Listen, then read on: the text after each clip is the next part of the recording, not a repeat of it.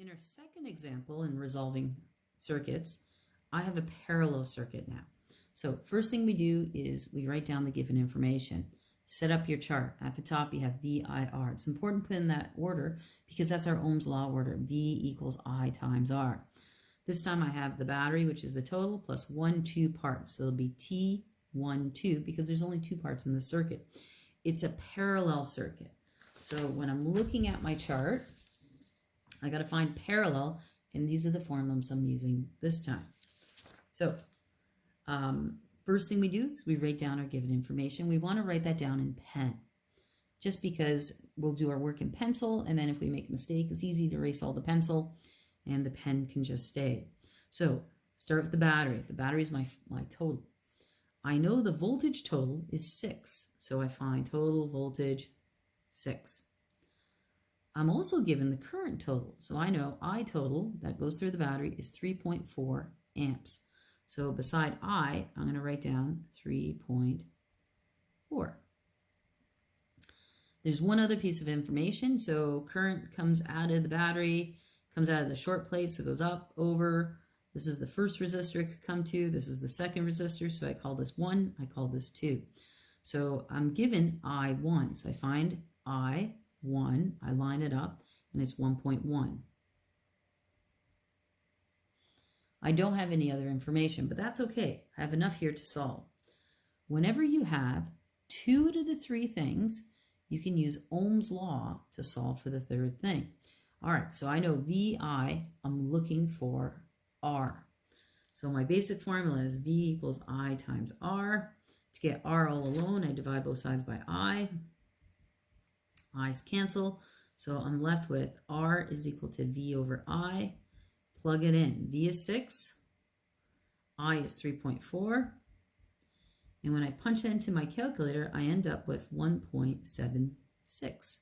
So I write that into my chart. So my chart, 1.76.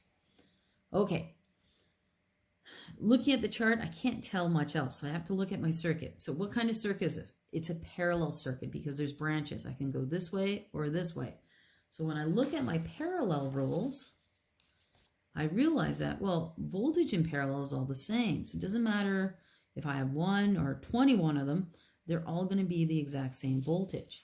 So that means if this is 6, this is also 6, and this is also 6 as well. All right, so now that I know these 2 things, I can figure out this resistance. So let's do that. It's the exact same formula I had before. I know R is equal to V over I. This time, or same things, V is 6. I this time is 1.1.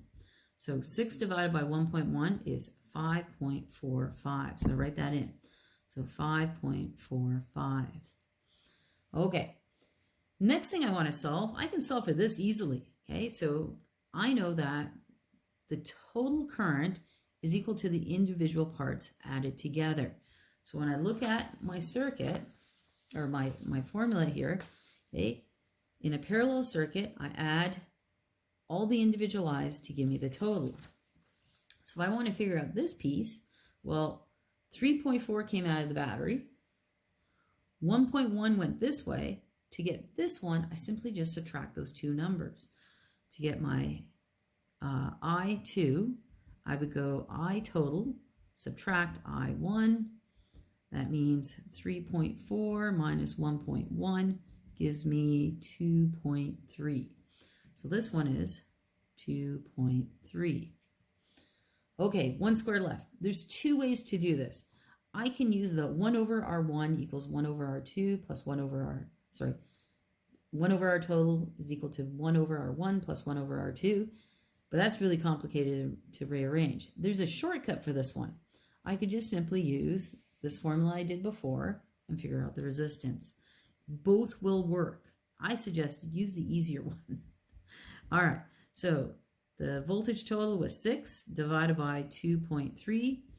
6 divided by 2.3 is 2.6. So over here is just 2.6. And we're done.